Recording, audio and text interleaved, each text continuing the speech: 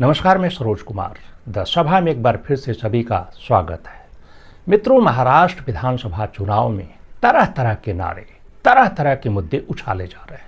हर पक्ष मतदाताओं को अपने पक्ष में करने के लिए हर हथकंडे अपना रहा है।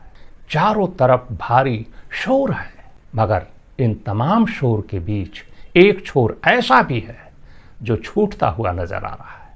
वो कहीं नहीं दिखाई दे रहा है, न तो मीडिया में, न तो प्रचार में।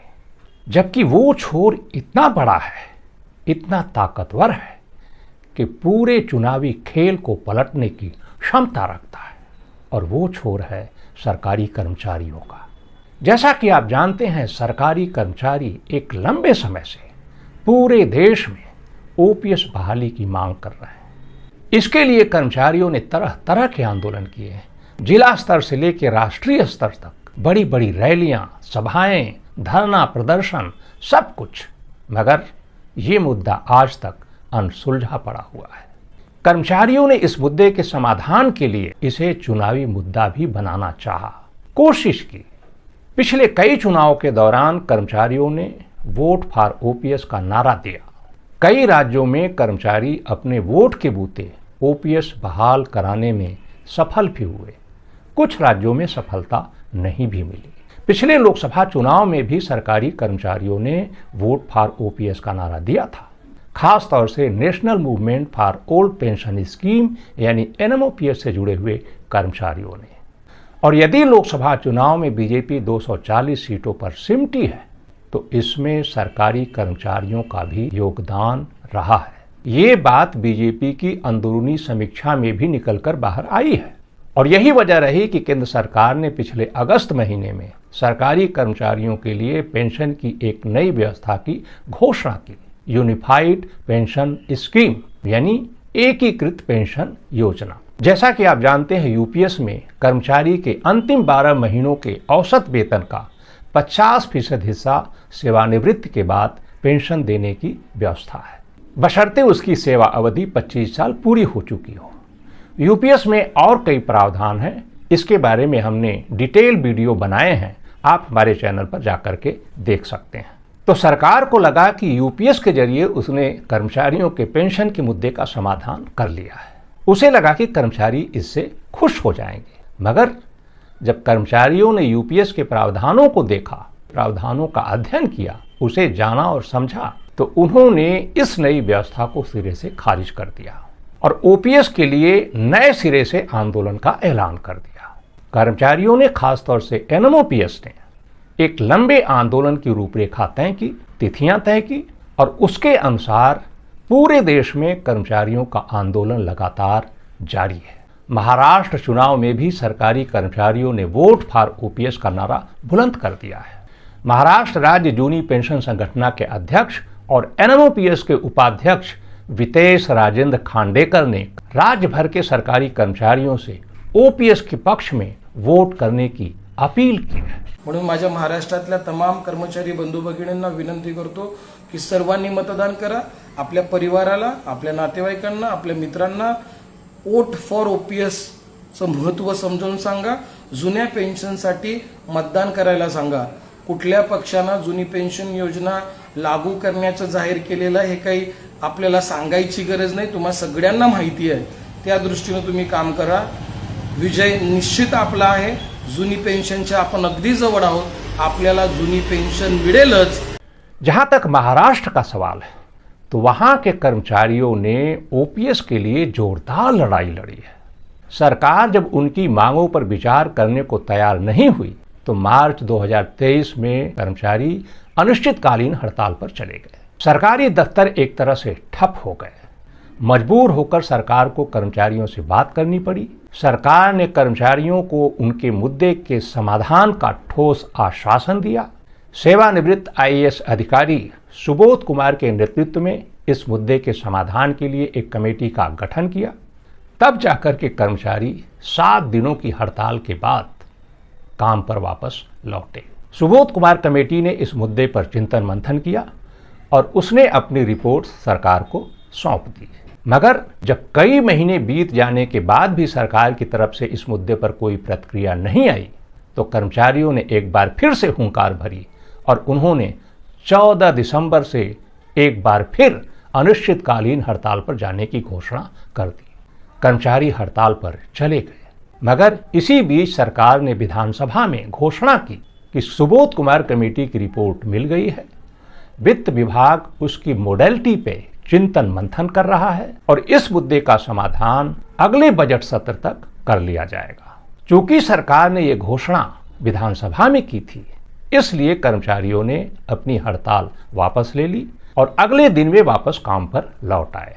सरकार ने अपनी घोषणा के मुताबिक अगले बजट सत्र के अंतिम दिन कर्मचारियों के लिए पेंशन की एक नई व्यवस्था की घोषणा की। उस नई व्यवस्था में एनपीएस को जस का तस रहने दिया गया और एनपीएस के कारण कर्मचारियों को पेंशन में जो नुकसान हो रहा था, जो नुकसान होने वाला था, उसकी भरपाई करने का जिम्मा सरकार ने ले लिया और कर्मचारियों को कहा गया कि उन्हें सेवानिवृत्ति के बाद उनके अंतिम वेतन का 50% हिस्सा पेंशन के रूप में दिया जाएगा। बेशक ये योजना ओपीएस नहीं थी, मगर कर्मचारियों को लगा कि सरकार ने 2 कदम आगे बढ़कर उनके हित में कोई एक निर्णय लिया है, तो इसके लिए सरकार को थोड़ा समय दिया जाना चाहिए।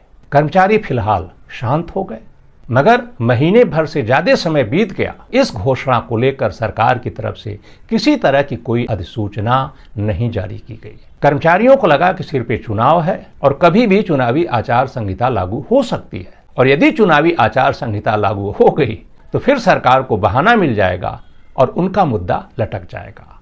इसलिए कर्मचारियों ने तीसरी बार 29 अगस्त से अनिश्चितकालीन हड़ताल पर जाने का ऐलान कर दिया। कर्मचारी हड़ताल पर जाते इसके पहले ही 24 अगस्त को केंद्र सरकार ने यूपीएस की घोषणा कर दी और केंद्र सरकार की घोषणा के बाद आनन फानन में महाराष्ट्र सरकार ने भी अपने यहां यूपीएस की घोषणा कर दी। कर्मचारी अभी यूपीएस के प्रावधानों को जानने समझने में लगे हुए थे, अध्ययन करने में लगे हुए थे कि आखिर इसमें है क्या, ये उनके हित में है कि अहित में है। मगर इसी दौरान महाराष्ट्र सरकार ने पूर्व प्रभाव से यानी मार्च 2024 से राज्य में यूपीएस बहाल करने की अधिसूचना भी जारी कर दी। और जब कर्मचारियों को यूपीएस के प्रावधानों के बारे में पता चला, उन्होंने जाना समझा, तो उनके पैरों के नीचे से जमीन खिसक गई। उन्होंने अपने आप को छला हुआ पाया। उन्हें महसूस हुआ कि सरकार ने उनके साथ धोखा किया है, क्योंकि उनकी लड़ाई यूपीएस के लिए नहीं थी। उन्होंने इतनी जो लड़ाई लड़ी, इतना संघर्ष किया, वो संघर्ष यूपीएस जैसी व्यवस्था के लिए नहीं था। और यही वजह रही कि कर्मचारियों ने अब विधानसभा चुनाव में वोट फॉर ओपीएस का नारा बुलंद कर दिया है।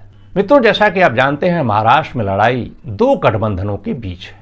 एक तरफ महाविकास अघाड़ी, जिसमें कांग्रेस, शिवसेना यूबीटी, एनसीपी शरद पवार गुट, और दूसरी तरफ महायुति, जिसमें बीजेपी, शिवसेना शिंदे गुट, एनसीपी अजित पवार गुट शामिल है।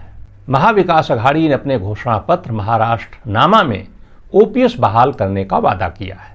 दूसरी तरफ महायुति मौजूदा समय में राज्य में सत्ता में है और वो पहले ही राज्य में यूपीएस बहाल कर चुकी है। तो जिस तरह से कर्मचारियों ने वोट फॉर ओपीएस का नारा दे रखा है, यदि कर्मचारियों ने एकजुट होकर ओपीएस के पक्ष में वोट कर दिया तो निश्चित रूप से महायुति के लिए महामुश्किल खड़ी हो सकती है, क्योंकि महाराष्ट्र में सरकारी और अर्ध सरकारी कुल मिलाकर 18,70,000 कर्मचारी हैं और यदि प्रति कर्मचारी 5 वोट जोड़ा जाए तो ये संख्या 93.5 लाख हो जाती है। और यदि 93.5 लाख वोट को 288 विधानसभा सीटों में बांटा जाए तो प्रति विधानसभा सीट 32,500 वोट बैठता है। यानी महाराष्ट्र के हर विधानसभा क्षेत्र में सरकारी कर्मचारियों का वोट 32,500 है।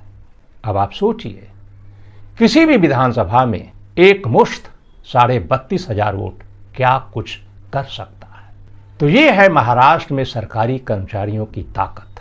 हालांकि कर्मचारियों के बीच एकजुटता का एक सवाल है, मगर जिस तरह से कर्मचारियों ने हड़ताल के समय एकजुटता दिखाई थी, उसे देखते हुए ऐसा लगता है कि महाराष्ट्र के सरकारी कर्मचारी ओपीएस के प्रति कटिबद्ध हैं, प्रतिबद्ध हैं। तो अब यहाँ आपके मन में एक सवाल उठ सकता है कि सरकारी कर्मचारियों ने हरियाणा विधानसभा चुनाव में भी तो वोट फॉर ओपीएस का नारा दिया था, तो ये बात सच है कि अभी हाल ही में संपन्न हुए हरियाणा विधानसभा चुनाव और जम्मू कश्मीर विधानसभा चुनाव में भी सरकारी कर्मचारियों ने वोट फॉर ओपीएस का नारा दिया था और दोनों राज्यों में कांग्रेस ने अपने घोषणा पत्र में ओपीएस बहाली का वादा किया था।